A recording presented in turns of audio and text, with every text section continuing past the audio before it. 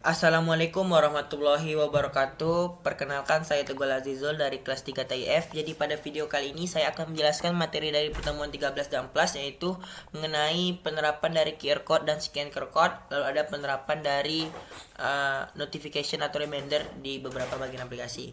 Nah, pertama saya di sini akan menjelaskan overview, yaitu pertama pada pertemuan kali 13 kali ini kita membahas yaitu materi mengenai kamera capture, generate QR code dan share QR code.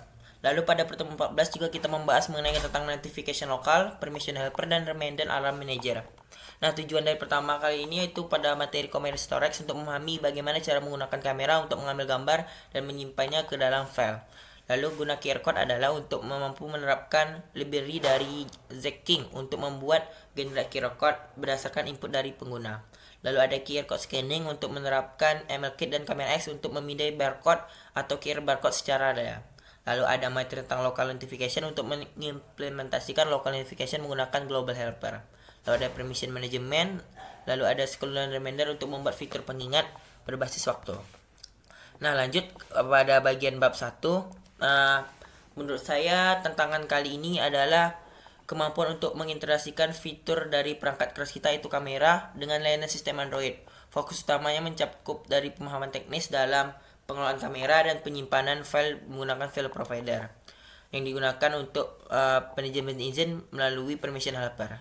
Lalu pada praktikum kali ini juga kita harus pandai dalam penggunaan library dari Xzing dan MLKit untuk manipulasi dari QR code yang telah kita buat. Lalu juga pemahaman tentang logika dari background processing menggunakan alarm manager dan browse receiver guna menciptakan sistem notifikasi atau pengingat otomatis. Nah, pada langkah keputusan kali ini sama seperti sebelumnya, itu saya menggunakan Excel view untuk menampilkan data yang ditambahkan. Lalu Excel view dipilih kenapa? Karena dia bisa menampilkan data banyak dan berbentuk list gitu, dan tampilannya lebih modern dan efisien dibandingkan list view. Dan juga bisa menampilkan jumlah data besar secara dinamis. Nah, untuk error itu saya error pada saat ini kameranya tidak muncul. Kenapa tidak muncul? Analisisnya itu karena saya lupa konfigurasi di Android Manifest untuk izin dari kamera. Lalu cara perbaikannya gimana? Saya sudah harus memastikan bahwa sudah di set di Android Manifest.xml. Nah, untuk tantangannya mungkin adalah dari penerapan dari QR code sendiri, karena dia membuat QR itu berdasarkan input dari kita. Nah, mungkin tantangan saya situ, kesulitan saya di situ. Lalu lanjut pada bab 2. Nah, pada praktikum kali ini pohon konsep intinya apa aja sih? Nah, itu kita paham bagaimana integrasi sistem menggunakan file provider untuk berbagi akses file foto menggunakan kamera tadi. Lalu dalam aplikasi menggunakan Pustaka Zking dalam pembuatan QR code dan MLKit untuk kamera X untuk pemindaian kode dari QR code tersebut. Lalu ada konsep latar belakang digunakan untuk alarm manager akan menampilkan notifikasi channel agar kompatibel dengan standar dari keamanan Android modern. Lalu hubungan dengan praktikum sebelumnya itu masih ada nih penerapan dari konsep Real View yang terpakai pada praktikum kali ini. Nah, baik kita langsung masuk ke bab 3 untuk demonya di sini. Baik, kita masuk ke dalam Android Studio. Nah, di sini mungkin saya akan jelaskan sedikit penerapan dari yang awal itu QR scan QR. Nah, di sini kita membuat beberapa objek, itu notification helper, permission helper dan reminder helper. Lalu kita membuat kelas reminder receiver yang kita jangan lupa kita masukkan ke dalam Android Manifest. Nah, setelah itu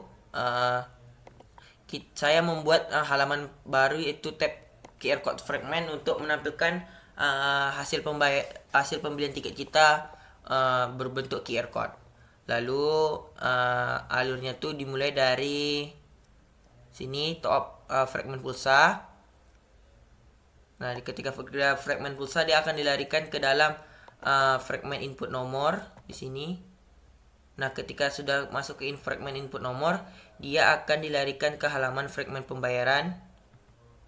Nah, jika sudah masuk ke dalam fragment pembayaran, maka akan muncul notifikasi untuk melakukan pembayaran. Jika tidak melakukan pembayaran, dia akan memberi waktu melakukan pembayaran selama 1 detik. Jika tidak, akan dilarikan ke halaman pembayaran gagal.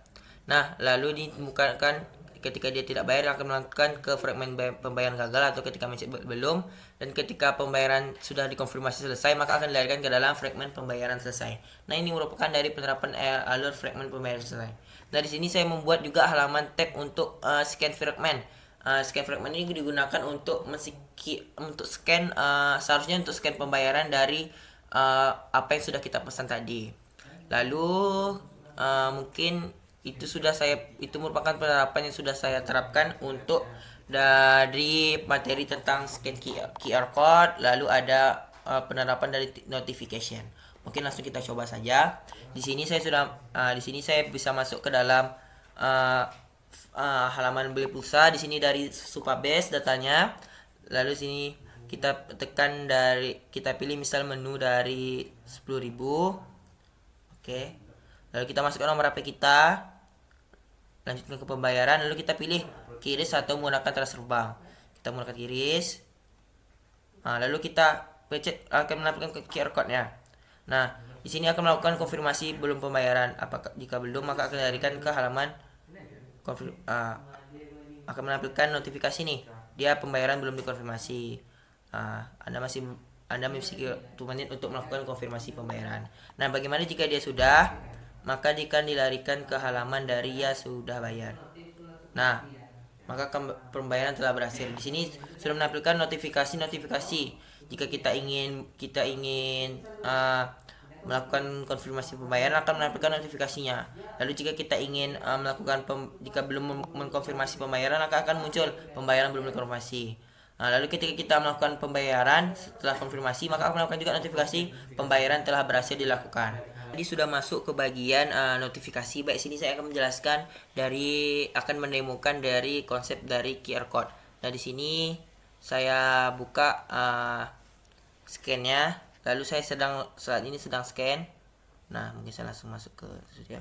Nah, di sini sudah menampilkan nih apa yang sudah saya scan. Ini saya tadi baru scan, baru ketika tekan bayar sekarang, maka dia akan langsung menantikan notifikasi pembayaran sudah berhasil. Nah, mungkin ini penerapan dari scan yang sudah saya buat. Ini berdasarkan dari QRIS yang kita sudah buat tadi. Nah, mungkin sekian penjelasan dari materi mengenai penerapan dari tab scan QR code dan notification. Saya mohon maaf apabila ada salah kata. Pada pertemuan kali ini saya akhiri. Wabillahi taufiq wal hidayah. Wassalamualaikum warahmatullahi wabarakatuh. See you in next video.